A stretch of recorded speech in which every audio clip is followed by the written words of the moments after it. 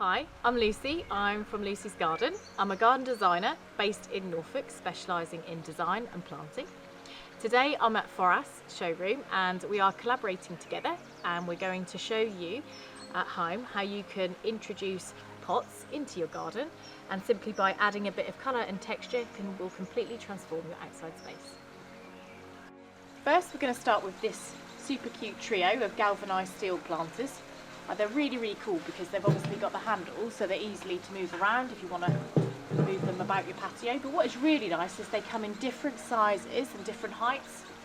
So just for this, just to keep it really simple and classy, in line with sort of the vintage theme, I've selected some wonderful bay. And then you've got a little hosta, which is the fire and ice.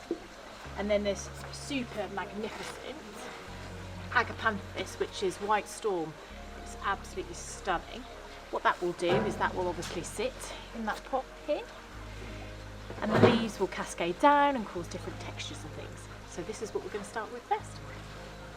So we'll start with the bay, which is Laurus Nobilis. I filled the container of compost, just multi-purpose, whatever you've got. If you're struggling to get out and get compost, then soil will do, but obviously new compost will have some nutrients. And just first we're just going to tease the roots out because we don't want to restrict its growth.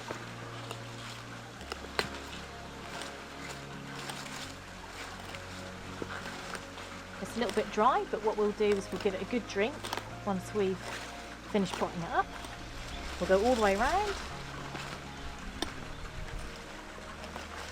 Don't worry, people panic that sometimes this will be doing harm to the plant, but sometimes it does pay to be cruel to be kind. So by just easing those roots out, it won't stunt its growth.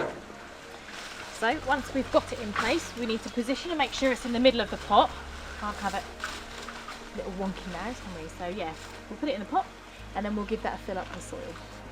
One good thing about planting a bay, in your garden especially, is you get to benefit from the delicious smell of the leaves, but also really good for cooking. With bays, they're evergreen, so they're all year round structure, and you can cut them into any shape and size. So I've gone for a nice pyramid shape just to give it a little bit of height in the garden. But yeah, if only pictures and television would allow you to smell it, that aroma is delicious. So we'll move on to the next planter. This is the smaller one of the three, although taller.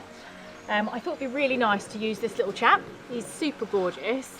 It's a hosta, fire and ice. He's got some really delicious variegated leaves. One good thing about planting hostas in pots is obviously we all know slugs and snails absolutely love them, but by putting them in pots and raising them off the ground, they're a little less tempted. So we'll just plant this.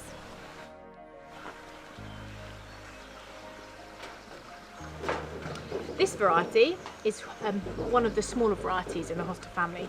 Sort of gets up to about 30 centimetres, so ideally this is a perfect size pot for it.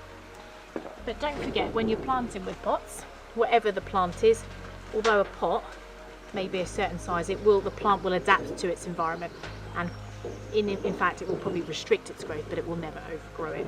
If a plant stops doing so well, that's when it's probably time to move on to a bigger size pot. There we go. Looks super cute. So the next one is the medium-sized one. I've selected an absolutely stunning Agapanthus variety. I will admit these are one of my favourites, Agapanthus, I just love them. Some of them are semi-evergreen, some of them are evergreen. This one is a semi-evergreen, but to be honest, in this country, and if we keep it in a more of a secluded space, it should keep its foliage. But already you can see we've got these absolutely delightful spiring fireworks. That's what I think. Just look at them and think of fireworks.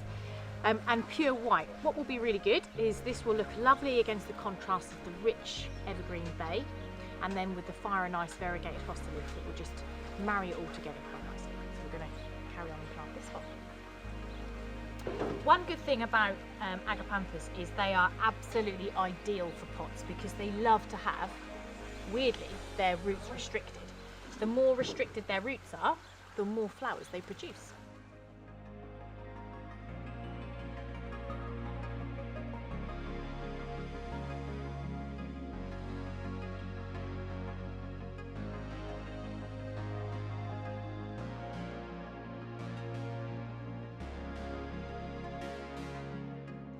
there we go. Now you've got some absolutely stunning vintage planters with some what I would call classic planting. You've got your evergreen bay, your beautiful fire and ice hosta, and then your absolutely stunning, a bit of a showstopper if I do say so myself, the Agapanthus, which is snowstorm.